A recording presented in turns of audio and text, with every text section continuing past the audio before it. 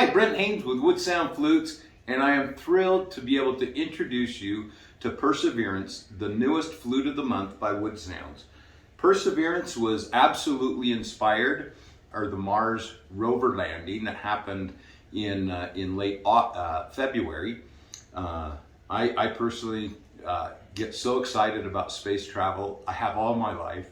I just love it. I love that we're trying to get to Mars. I love that there's all sorts of energy being put forth on this.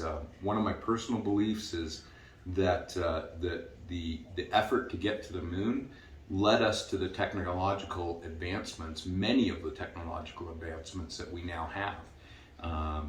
And certainly as we engineer additional efforts to get to Mars, we'll come up with technologies that'll get used in all of our lives in many different ways and have a positive impact on us. So I'm really excited about Perseverance, and we love the name Perseverance, particularly right now. We've all been on shutdown for a long time now, and we're persevering and making it through and making music and finding joy along the way where we can, and reveling in that joy and grieving with those that grieve. But we as a people, we persevere, and so that's the reason for the name Perseverance. We have a wonderful story to tell with this flute.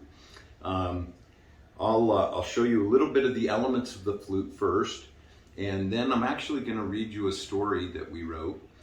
Josh Fringer, my shop manager, came up with the bones of the story, and then I fleshed it out a little bit. But we'll read that story about Kokopelli and the moon.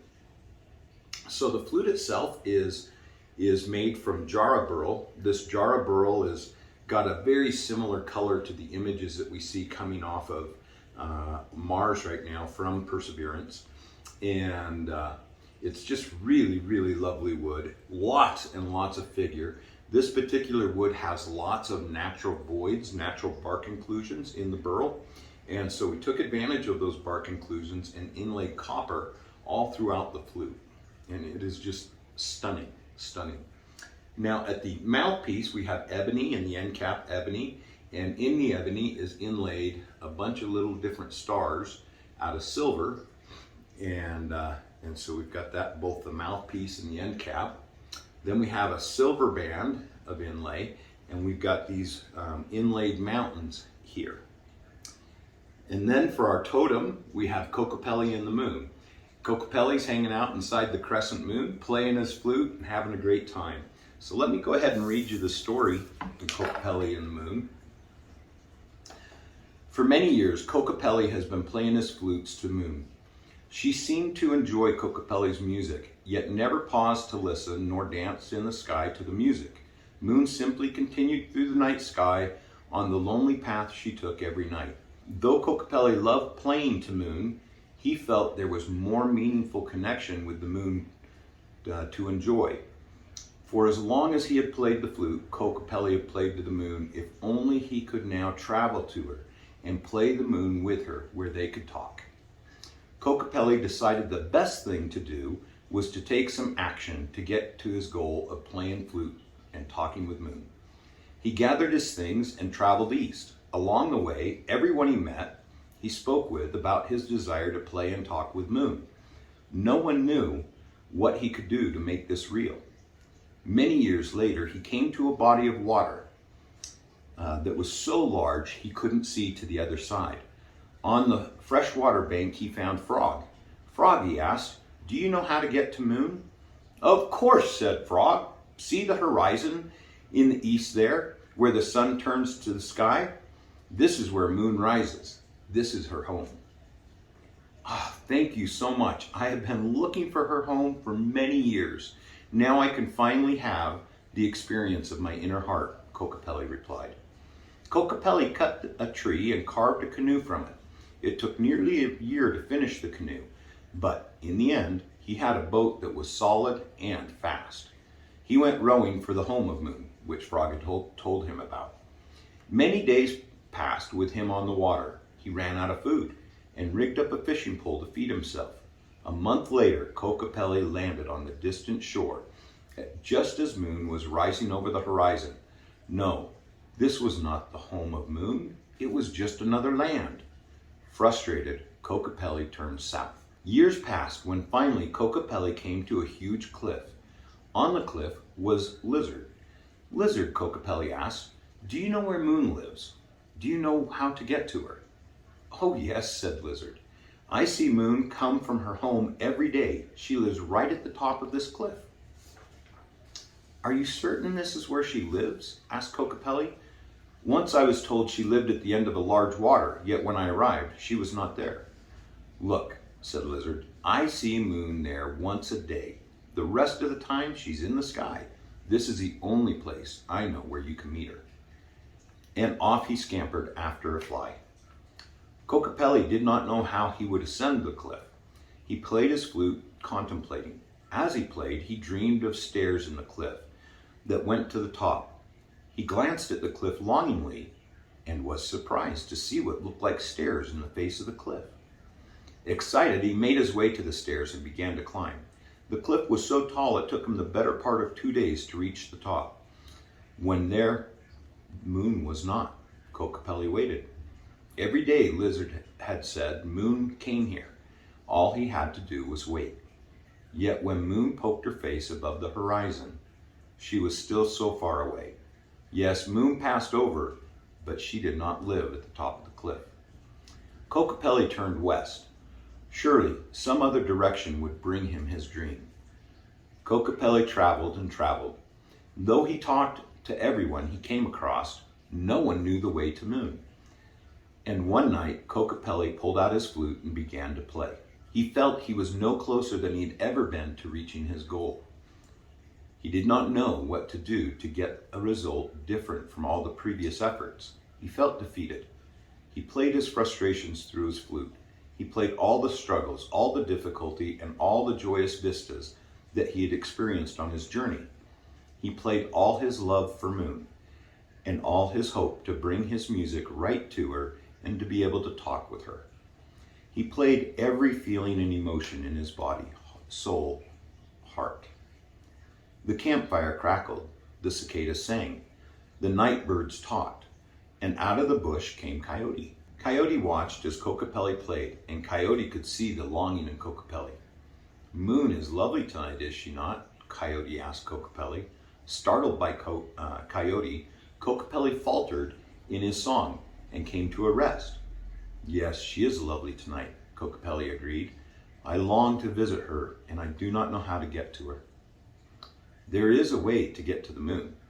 The way is difficult and will take much time to accomplish, said Coyote. Oh, please, said Kokopelli, please share this knowledge with me, and I will put forth all my effort and ability to reach Moon. Kokopelli stared at Moon in admiration, and so he did not see Coyote's secret smile. He did not catch the twinkle in Coyote's eyes. To get to Moon, you must climb the highest mountains as she passes over you. Jump up and reach for her, Coyote said.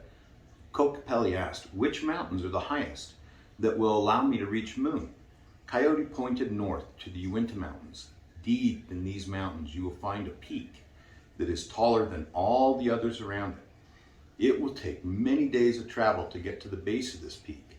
Then you must scale the slopes of the mountain, through the trees, up the rock screes, through the snow near the top. There you will find your path to Moon. It will be a dangerous and difficult journey. Kokopelli returned home and packed up supplies for his journey. Coyote smiled, thinking of how much fun it would be to see Kokopelli struggle to the top of the highest peak, only to find he can no more jump from there to Moon than he could from this valley floor. After hiking north for several days, Kokopelli was tired and nearly out of pemmican. He would need to hunt some fresh game to feed himself. Several days later, Kokopelli was in a deep forest and could not see well the mountains around him for the thickness of the trees. Suddenly, he came to a clearing and found a huge peak right in front of him. It was late, and he stopped to make camp. While playing his flute, he was surprised again by Coyote. Hello, said Coyote. How's your journey progressing? Well, Here I am at the base of the tallest peak. Tomorrow I'll begin journeying up its slopes. Wanting to see Kokopelli's face as he realized the joke that was played on him, Coyote asked, "May I accompany you up the slope?" "I would be honored for your company," Kokopelli said.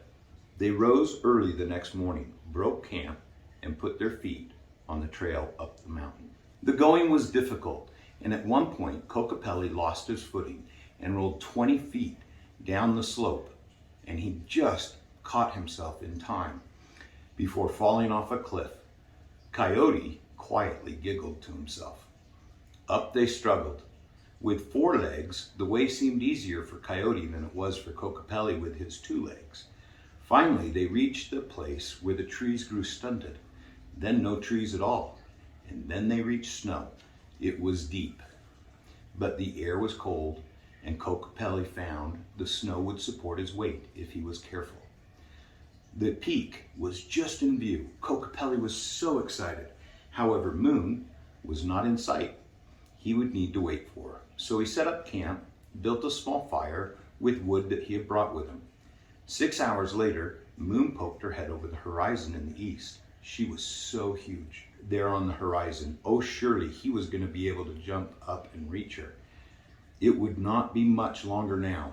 Hours passed, and Moon slowly rose in the night sky. However, the higher that she got, the smaller she seemed to become. Undaunted, when Moon was directly overhead, Kokopelli jumped as high and hard as he could, and he fell back to the snow, his heart sinking, and Coyote laughed and laughed and laughed. Kokopelli still was not daunted. He got up, pulled out his flute, and he played a cloud right in front of him, turned it into ice, and he crawled up onto the cloud. Coyote laughed. "You'll never reach the moon. It's impossible." Now it was Kokopelli's time to laugh. "Oh, mean-hearted Coyote, you must not realize a truth I know. Nothing in this world can take the place of perseverance. Talent will not. Nothing is more common than unsuccessful men with talent. Genius will not. Unrewarded genius is almost a proverb. Education will not. The world is full of educated derelicts. Perseverance and determination alone are omnipotent. I will reach the moon. I will climb and hike and do whatever needs doing." Kokopelli reached a higher cloud, played his flute to the cloud, and it too hardened, and on he climbed. Many clouds later, Kokopelli reached the end of the clouds. Above him, the stars laughed as they saw his struggle. "What are you doing?" they called. "I'm going to visit Moon," Kokopelli said. "You can't climb the clouds to reach the moon. They're not high enough," said the stars. "Then how can I get to the moon?" Kokopelli asked. "You must reach out to us with the music of your flute. If your music is sweet and soulful enough, we'll let down a rope for you. Climb this rope to us, and when Moon passes next, you can leap down from us to Moon," the stars answered. So Kokopelli, standing on the highest cloud, began playing the most beautiful strains he had ever played. He reached into his very heart and played the most powerful, gentle feelings from his flute. The stars began to sway in the heavens as Kokopelli played. The stars always loved the music Kokopelli made. But when he was down on earth, he was just too far away from the stars to see them dance as he played. A rope appeared before Kokopelli, and he began to climb. He could not see the top of the rope. It went so high it disappeared from his vision. He climbed on and on. He grew tired and tied the rope around himself and slept. He began counting the times he slept, as he could not tell anymore if it was night or day. He was just too high. Moon passed overhead and still too far away for him to get to yet. 6 times he slept, woke, and climbed. He saw Moon off to his right. She almost seemed like she was below him. So he tied off and slept for a bit to give Moon time to travel. When he woke, Moon was below him. Oh, how exciting! He waited until she was right underneath him and leaped into the crescent of Moon. Sitting down, Kokopelli pulled out his flute and began to play. A deep, slow rumble began. Afraid that Moon was going to pull herself apart, Kokopelli called out. Moon called back in a deep, slow rumble of a voice, Kokopelli, I'm so happy you persevered and completed your journey. I love listening to you play every time I go overhead. And now here you are with me, playing beautiful music. This is the best day ever.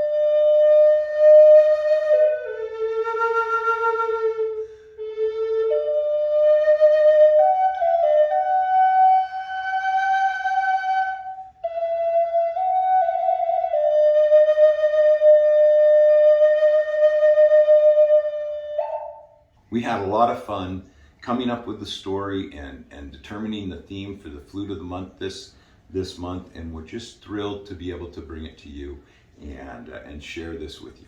I hope you have a wonderful day. If you're interested in a Perseverance flute, we will be making 20 of these flutes. So this is number 1 of 20, and would just be delighted to create one for you.